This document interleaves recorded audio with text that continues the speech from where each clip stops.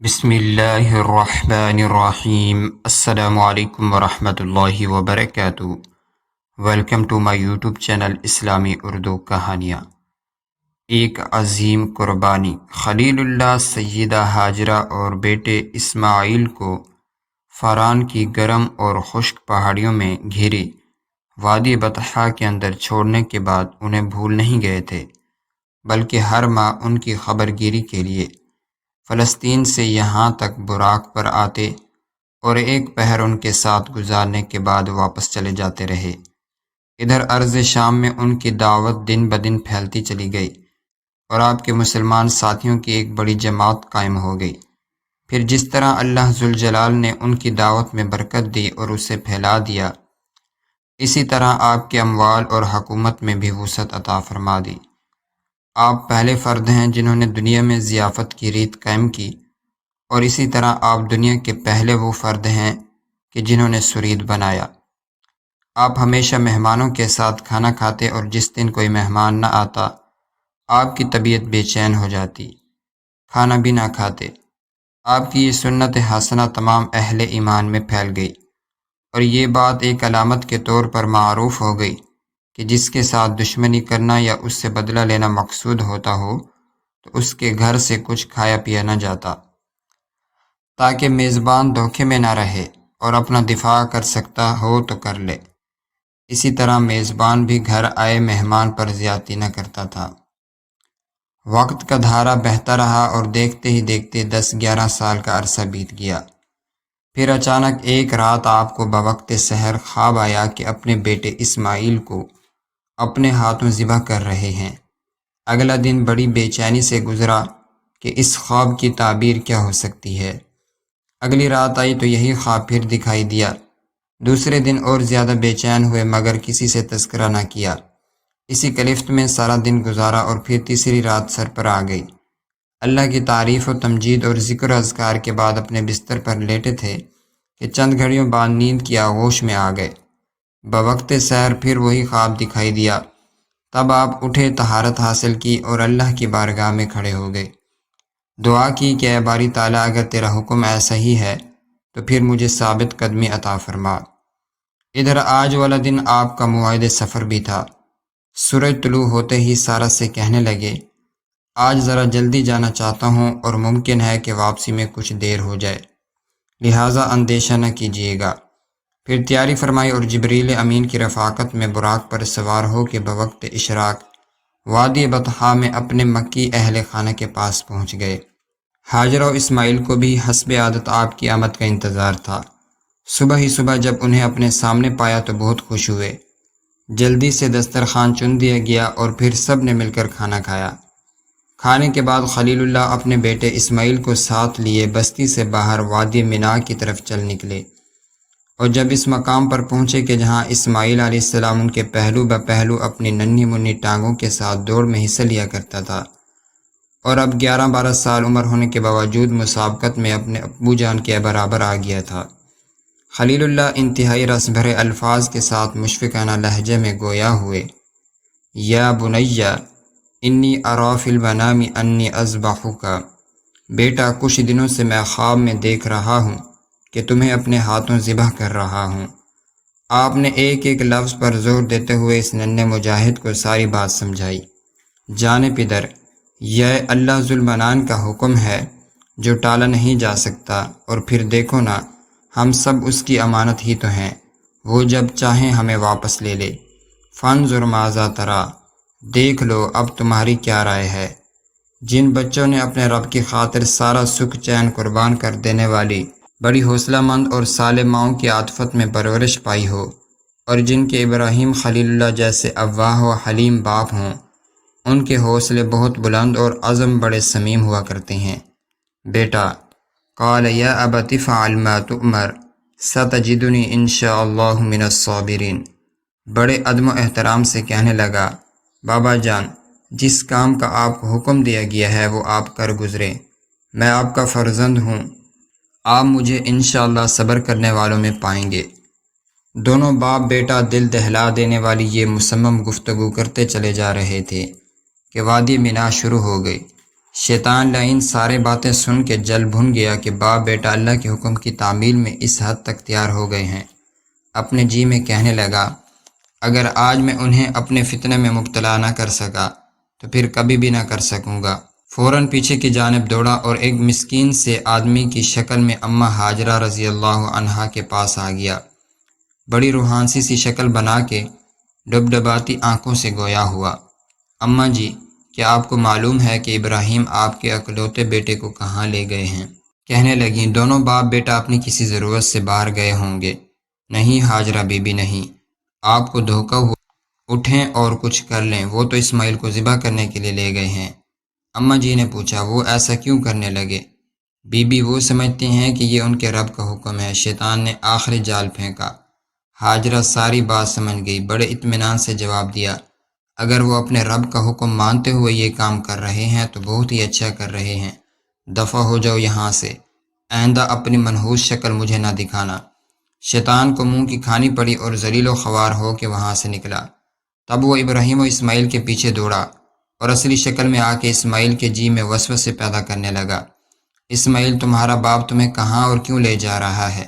ننھے مجاہد نے جواب دیا، اپنی کسی ضرورت سے مینا لے جا رہے ہیں۔ اس نے کہا، تو پھر یہ رسی اور چھری ساتھ میں کیوں ہے؟ اسماعیل، بچ جاؤ، وہ تمہیں ذبح کرنے کے لیے لے جا رہے ہیں۔ وہ ذبح کیوں کرنے لگیں گے؟ اسماعیل کے ماتھے پر ذرا بھی شکن نہ تھی۔ شیطان نے بڑے معنی خیز لہجے میں جواب دیا، وہ یہ سمجھتے ہیں کہ ان کے رب نے تمہیں ذبح کرنے کا حکم دیا ہے، تب انہیں یہ کام ضرور کرنا چاہیے۔ بھاگ جا یہاں سے ملعون، میں تجھ سے اللہ کی پناہ مانگتا ہوں۔ اسماعیل علیہ السلام نے انتہائی ٹھوس لہجے میں جواب دیا۔ لعین کو جب یہاں بھی دال گلتی نظر نہ آئی تو ابراہیم علیہ السلام کے پاس آ گیا اور وہی بک بک کرنے لگا۔ آخر کار یہاں بھی رسوا ہوا، مگر کچھ ہی دیر کے لیے، کیونکہ یہ مردود ہستی چین سے بیٹھنے والی نہیں۔ اس کی آخر دم تک کوشش ہوتی ہے کہ اللہ کے نیک بندوں کو کسی نہ کسی طرح اپنے رب کا حکم ماننے سے پھیر ہی لے۔ جبرائیل امین دونوں باپ بیٹا کے ساتھ تھے اور اس خبیث کا تماشا دیکھتے جا رہے تھے، مگر انہیں مداخلت کی اجازت نہ تھی۔ ان کے ذمہ دونوں باپ بیٹا کی رہنمائی تھی۔ چنانچہ وہ انہیں ساتھ لیے ہوئے جب جمرہ عقبہ کے پاس پہنچے تو شیطان نے ایک بار پھر راستہ روکنے کی کوشش کی۔ سیدنا ابراہیم علیہ السلام نے 7 کنکریاں اٹھائیں اور ہر ایک پر اللہ اکبر کہہ کر اسے مارتے چلے گئے۔ ظالم ہائے کو کار کرتے ہوئے بھاگ کھڑا ہوا، مگر اتنا ڈھیٹ ہے کہ بار بار ذلیل ہونے کے باوجود باز نہیں آتا۔ جب دونوں باپ بیٹا جمرہ وسطیٰ کے پاس پہنچے تو پھر سامنے کھڑا ہوا، کہنے لگا، ابراہیم، میں تمہیں یہ کام ہرگز نہ کرنے دوں گا۔ آپ علیہ السلام نے پھر اسی طرح اللہ اکبر پکارتے ہوئے اسے 7 کنکریاں ماریں۔ ظالم وہاں سے چیخیں مارتا ہوا دوڑا اور نہ جانے کہاں دفع ہو گیا۔ اللہ کے مطیع و فرما بردار بندے دونوں باپ بیٹا جب چلتے چلتے مینا میں مسجد خیف کی جگہ ایک اونچے مقام صخرہ پر پہنچے تو جبرائیل علیہ السلام نے مقام نہر کی نشاندہی کی اور خود غائب ہو گئے۔ لیجئے جناب، اپنے تمام حسیات کو مجتمع کریں اور اس مقام کو بڑے حوصلے سے پڑھیں۔ اپنے آپ کو کم و بیش 4000 سال قبل جزیرہ نماء عرب کے علاقے حجاز میں واقع وادی بطحا کی مشرقی جانب وادی مینا میں جبل ثبیر کے دامن میں صخرہ کے مقام پر لے چلیے۔ کچھ وقت کے لیے اپنے ارد گرد کے زمان و مکان کو چھوڑ دیجیے اور دور کھڑے ان دونوں عظیم باپ بیٹے کو دیکھیے جو آج 10 ذی الحجہ کی صبح ایک ایسا عمل کرنے جا رہے ہیں کہ جس سے کروبیوں کے دل دہل جائیں اور وہ اس منظر کی تاب نہ لاتے ہوئے اللہ کے ہاں سجدہ ریز ہو جائیں۔ دنیا جہاں کے چرند پرند استغفار اور فضائیں خاموشی سے نظارہ کرنے لگیں۔ تمام ملائکہ و جن حیران ہیں کہ آج یہ بوڑھا شخص کے جسے بڑھاپے میں اس کے رب نے یہ ننھا سا کھلونا اور اس کی امیدوں کا سہارا دیا تھا، اپنے ہی ہاتھوں سے اس کے گلے پر چھری چلانے چلا ہے۔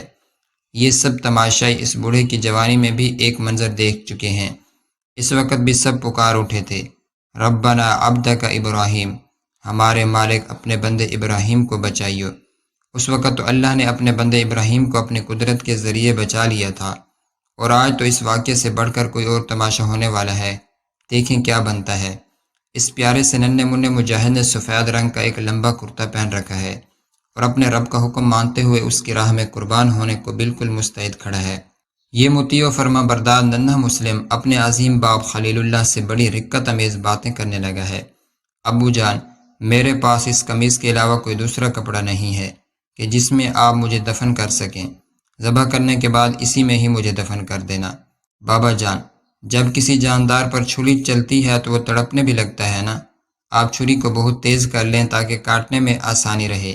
میرے ہاتھ پاؤں خوب اچھی طرح باندھ لیں تاکہ ذبح کرتے وقت میں ہل جل نہ سکوں اور چھری چلانے میں آسانی رہے۔ ابو جی، جب آپ چھری پھیرنے لگیں تو اپنے کپڑے ضرور سمیٹ لینا تاکہ ان پر خون کے چھینٹے نہ پڑ جائیں کہ جنہیں دیکھ کر امی جان سے صبر نہ ہو سکے اور وہ رونے لگ جائیں۔ ابو جان، مجھے ذبح کرتے وقت جی کڑا کر کے چھری پھیرنا، مبادا کے ہاتھ کانپنے لگیں اور ہمارا یہ عمل رائے گاں جائے۔ بابا، میری قربانی کے بعد خود بھی صبر کرنا اور میری امی کو بھی دلاسا دینا کہ بیٹے تو شاید اللہ آپ کو اور بھی دے دے، مگر اس کی راہ میں قربان ہونے والا اسماعیل ممکن ہے کوئی اور پیدا نہ ہو سکے۔ بابا جان، چھری ذرا تیز تیز چلانا تاکہ موت کی گھڑیاں آسانی سے گزر جائیں، اور پھر جب واپس پلٹیں تو میری ماما کو میرا سلام ضرور کہنا۔ یہ ننھا مجاہد جیسے جیسے دل دہلا دینے والی معصومانہ گفتگو کیے جا رہا تھا، ویسے ویسے اس کا ایک ایک لفظ ملائکہ کے دلوں میں پیوست ہو رہا تھا، اور پھر سب کے سب اس حقیقت پسندانہ وصیت سے کانپ اٹھا۔ خلیل اللہ بھی اپنے معصوم ہونہار اور اکلوتے لخت جگر کے جگر پاش جملوں سے صبر کا دامن ہاتھ سے چھوڑ بیٹھے اور زاروں قطار رونے لگے۔ انہیں اس حالت میں دیکھ کر اسماعیل حلیم سے بھی نہ رہا گیا، اور وہ بھی آپ علیہ السلام سے لپٹ کر آنکھوں سے آنسو کے بادل برسانے لگے۔ چند گھڑیاں اس کیفیت میں گزری ہوں گی کہ ابراہیم خلیل اللہ کو خیال گزرا، مبادا یہ شیطانی چال نہ ہو اور ہم مجرم ٹھہریں۔ اپنے آپ کو حوصلہ دیا، جذبات کو تھاما اور بیٹے کو پیار کر کے خاموش کرا دیا۔ اسماعیل، تم بڑے بہادر بچے ہو، اتنی جلدی پگھل گئے؟ نہیں ابو جان، یہ بات تو نہ تھی کہ مجھے موت سے خوف آیا ہو یا شیطان نے بہکایا ہو۔ میں تو یہ سوچ کر رو دیا کہ اللہ نے مجھے صرف ایک ہی جان دی ہے، کاش کہ 1000 دی ہوتی اور میں ساری کی ساری اس کی راہ میں قربان کر دیتا۔ اسماعیل اپنے آنسو پونچھتے ہوئے گویا ہوئے، تب کوئی بات نہیں، لو اب تیاری کریں تاکہ اللہ کے حکم میں دیر نہ ہو۔ عظیم المرتبت خلیل اللہ نے اپنے ہونہار حلیم اسماعیل کو قبلہ رخ لٹا کے پہلے اس کے ہاتھ پاؤں باندھے اور پھر چھری تیز کرنے لگے۔ آسمانوں پر فرشتے پروں کے پرے باندھے یہ عظیم عمل بڑی حیرانی سے دیکھنے لگے۔ سب کے جی دھڑک رہے تھے کہ زمین پہ آج کیسا انوکھا واقعہ رونما ہونے والا ہے۔ ایک اللہ کا بندہ اپنے مالک کے حکم پر اپنے اکلوتے بیٹے کو اپنے ہی ہاتھوں ذبح کر دے گا۔ جب خلیل اللہ اسماعیل کے قریب ہوئے تو اس نے عرض کیا، ابو مجھے اوندا لٹا لیں، یا جیسے آپ بچھڑے ذبح کرتے ہیں نا ویسے قبلہ رخ کر لیں تاکہ میرے چہرے پر نظریں پڑنے سے دل پسیج نہ جائے اور اس سے ارادہ میں گڑبڑ نہ ہونے پائے۔ چنانچہ سیدنا ابراہیم علیہ السلام نے اسی طرح ہی کیا۔ اسماعیل کو مکہ رخ پیشانی کے بل لٹا کے اپنا بایاں ہاتھ اسی کی گدی پر رکھا اور دائیں ہاتھ سے چھری اس کی گردن پر۔ آنکھیں بند کر کے ہاتھ کو حرکت دینا ہی چاہتے تھے کہ آواز آئی، یا ابراہیم قد صدقت الرؤیا، ابراہیم رک جاؤ، اسماعیل کو ذبح کرنے کی ضرورت نہیں، اللہ کے حکم پر عمل کرتے ہوئے تم نے خواب کو سچ کر دکھایا ہے۔ انا کذالک نجزی المحسنین، ہم تو آزمائشوں میں ڈال کر اسی طرح نیکوکاروں کو ان کی نیکیوں کا بدلہ دیا کرتے ہیں۔ یہ آواز جبرائیل علیہ السلام کی تھی کہ جو جبل صبیر سے آئی تھی۔ خلیل اللہ نے آواز کے رخ دیکھا تو حضرت جبرائیل ایک خوبصورت قسم کا مینڈھا لیے کھڑے ہیں اور سیدنا ابراہیم کو اسماعیل علیہ السلام کے ذبح کرنے سے منع کر رہے ہیں۔ پھر مسکراتے ہوئے اس مینڈھے کو نیچے اتار لائے۔ اللہ ذوالجلال کے بھیجے ہوئے پیغام کے مطابق حضرت جبرائیل کی آواز سے قبل کہ جو صرف ابراہیم علیہ السلام کو ہی سنائی دی تھی، اسماعیل آنکھیں بند کیے جو قربان ہونے کے لیے لیٹے ہوئے تھے تو اپنے آپ کو کچھ لمحوں بعد جنت میں داخل ہونے والا تصور کرنے لگے تھے۔ لو بھائی اسماعیل، چلو اپنے رب کی جنت میں، وہاں چل کے موج کریں گے، ہر طرح کے میوے پھل کھائیں گے اور سلسبیل کا پانی پئیں گے، وہاں ان جنتی لڑکوں سے کھیلیں گے جو اپنے پیارے اور خوبصورت ہیں۔ اذا رأیتہم حسبتہم لؤلؤا منثورا، جب تو انہیں دیکھے گا تو گمان کرے گا گویا وہ بکھرے ہوئے سچے موتی ہیں، اور پھر بڑا مزہ آئے گا۔ مگر وقت اپنی فطری رفتار کے ساتھ جب آہستہ آہستہ سرکتا رہا، سیکنڈ سے منٹ بنتے چلے گئے اور ابو جان کا چھری والا ہاتھ حرکت میں آتا محسوس نہ ہوا اور نہ ہی جب کوئی آہٹ محسوس ہوئی تو آنکھیں کھول دیں۔ یہ کیا ابو مجھے ذبح کیوں نہیں کر رہے، کہاں جا رہے ہیں؟ اور پھر وہ بھی اٹھ کے بیٹھ گیا۔ دیکھا تو اس کے ابو جان ایک خوبصورت سا موٹا تازہ مینڈھا پکڑنے ایک پہاڑی کی طرف جا رہے ہیں کہ جسے لگتا ہے کسی نے قابو کیا ہوا ہو۔ اسے پکڑ کے جب ابراہیم علیہ السلام نیچے اسماعیل کے پاس آئے تو جبرائیل نے دونوں باپ بیٹا کو مبارکباد دی کہ اللہ نے ان کی قربانی ذبح کیے ہوئے بغیر ہی قبول کر لی اور اس کے بدلے یہ عظیم قربانی عطا کی ہے۔ پھر ان کے رب کا پیغام و سلام ان تک پہنچایا اور کہنے لگے، ابراہیم تمہارے رب کی طرف سے کچھ فرمانی پھول لے کے آیا ہوں۔ ان ھذا لہو البلاء المبین، یقیناً باپ کا اپنے اکلوتے بیٹے کو اپنے ہی ہاتھوں ذبح کرنے کے لیے تیار ہو جانا یہ ایک ظاہر کھلی آزمائش تھی۔ وَفَدَيْنَاهُ بِذِبْحٍ عَظِيمٍ، ہم نے اس ہونہار و حلیم بچے کو ایک بڑی قربانی کے بدلے چھڑا لیا۔ وَتَرَكْنَا عَلَيْهِ فِي الْآخِرِينَ، اور یہ کہ ہم نے اس کا ابراہیم علیہ السلام کا ذکر خیر بعد میں آنے والوں میں باقی رکھا ہے، رہتی دنیا تک لوگ انہیں یاد کرتے رہیں گے۔ سلام علی ابراہیم، ابراہیم پر ہمیشہ ہمیشہ کے لیے سلامتی ہو۔ کذالک نجزی المحسنین، ہم نیک لوگوں کو اسی طرح اچھا بدلہ دیا کرتے ہیں۔ انہ من عبادنا المؤمنین، بلا شبہ وہ ہمارے مومن بندوں میں سے ہے۔ یہ مینڈھا کہ جس کا نام جریر تھا، اس کا رنگ سفید، سینگ کنڈے، چاروں کھروں، آنکھوں اور پیٹ پر سیاہی بھری معلوم ہوتی تھی۔ 40 سال تک یہ مینڈھا جنت کے سرسبز و شاداب میدانوں میں چرتا رہا تھا اور فرشتے اس کے چرواہے تھے۔ اسے اللہ نے کسی خاص مقصد کے لیے تخلیق فرمایا تھا کہ جو اسماعیل کے فدیے کے سوا کچھ نہ تھا۔ اسے کسی بھیڑ بکری سے پیدا نہ کیا گیا تھا، بلکہ یہ امر کن سے معرض وجود میں آیا تھا، اور آج بحمداللہ یہ اپنے انجام کو پہنچنے والا تھا۔ پھر دونوں باپ بیٹا نے اسی رسی کے ساتھ کہ جس سے اسماعیل کو باندھا گیا تھا اس مینڈھے کی ٹانگیں کس کر باندھ دی، اور اسی چھرے کے ساتھ جس سے اسماعیل کو ذبح کیے جانا تھا اس جنتی مینڈھے کو ذبح کیا۔ پھر خلیل اللہ اسے اپنے کاندھوں پر اٹھا کے دوحہ اور آب زمزم کے پاس اپنے گھر آ گئے، جبکہ ذبیح اللہ رسی، چھری اور دیگر چیزیں تھامے ان کے پیچھے پیچھے گھر میں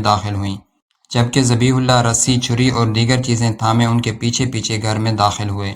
ہاجرہ اپنے بیٹے کو صحیح سلامت اور ایک مذبوح مینڈھے کو دیکھ کر ششدرہ رہ گئیں۔ اللہ کے خلیل، میں تب سے گڑ گڑا کر دعائیں مانگ رہی تھی کہ اللہ میرے بیٹے کو قبول فرما لے، مگر آپ تو اسے صحیح سلامت واپس لے آئے ہیں، اور یہ مینڈھا کہاں سے پایا؟ ماجرا کیا ہے؟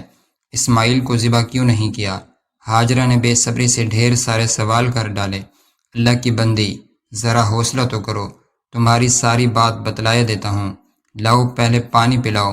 خلیل اللہ نے پر اعتماد انداز میں جواب دیا، اور پھر قبل اس کے کہ ہاجرہ پانی لانے کو اٹھتی، اسماعیل دوڑتا ہوا گیا اور کٹورا پانی کا بھر لایا۔ تب ابراہیم علیہ السلام نے ہاجرہ کو پورا واقعہ سنا ڈالا اور خوشخبری بھی سنائی کہ اللہ ان سے راضی ہو گیا ہے۔ ہاجرہ اٹھی، وضو کیا اور قیام و رکوع کے بعد سجدہ میں گر گئیں۔ تشکر کے آنسوؤں نے جھڑی لگا دی۔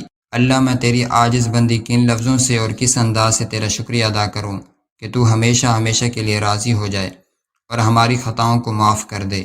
تمام جہانوں کے خالق و مالک اے رب کریم، تیری عظیم قدرت اور تیری ذات کے مرتبہ و جلال کو جیسے لائق ہے، میں اسی طرح تیری حمد و ثناء جمیل کرتی ہوں۔ اسی طرح کے بے شمار حمدیہ مناجات کے ساتھ ہاجرہ نے اپنے سجدے کو پورے استغراق کے ساتھ اتنا لمبا کیا کہ ارد گرد کا کچھ ہوش نہ رہا۔ ابراہیم و اسماعیل انہیں اس حالت میں چھوڑ کے اٹھے اور مینڈھے کی کھال اتارنے لگے۔ پھر اس کی سیری کو جدا کر کے دھوپ میں رکھ دیا تاکہ خشک ہونے پر اسے بطور نشانی محفوظ کر لیا جائے۔ گوشت کو تمام بستی والوں میں تقسیم کر دیا گیا۔ بنو جرہم کو جب واقعہ کا علم ہوا تو انہوں نے اس مقدس گھرانے کو بہت عظیم جانا، اور پھر ان کے دل اس خاندان کی محبت سے بھر گئے۔ سیدنا خلیل اللہ علیہ التحیۃ والسلام اپنے مشن میں کامیاب و کامران واپس لوٹے اور فلسطین میں دعوتی سرگرمیوں میں مگن ہو گئے۔